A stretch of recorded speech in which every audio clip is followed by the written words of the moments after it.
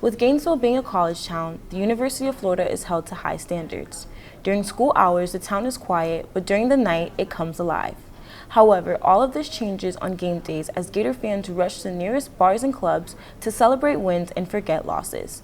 But overcrowding can easily become an issue amongst large crowds. I think it's kind of ridiculous just because I typically go to White Buffalo a lot and stuff, and I just find it so overwhelming, and it gets so hot, and you're trying to fight for space, and it's just super crowded and it's really uncomfortable. The biggest danger is, death. So if there's an emergency inside of the club, it doesn't have to be a fire. It could be active shooter. Any kind of incident that would cause people to want to evacuate rapidly has the potential to cause harm.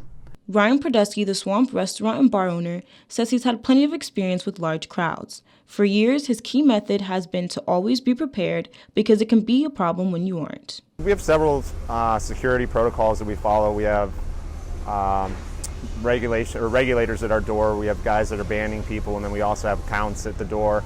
We do a count inside upstairs and inside downstairs. To help control the large quantity of people on game days, local authorities closed Gail Lemerin Drive and University Avenue to the intersection in front of the Swamp.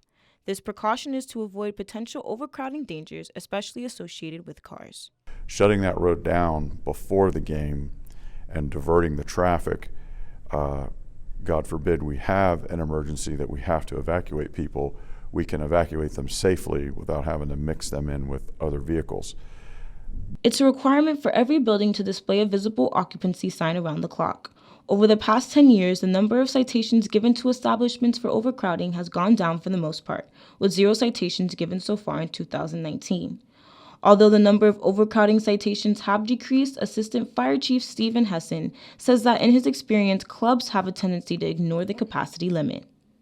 What we find a lot of times is bars and nightclubs will frequently complain that more people showed up tonight than we expected. Our response is you're in control of your door. I feel like it's a big issue in the college town, and I don't know if there's too little places to go out or something, but I definitely think it's something that needs to be worked on just for our safety and the safety of everyone else that decides to go out. And although club and bar owners may find it difficult to fight overcrowding, they continue their efforts to prevent the overpopulation of their establishment with no changes.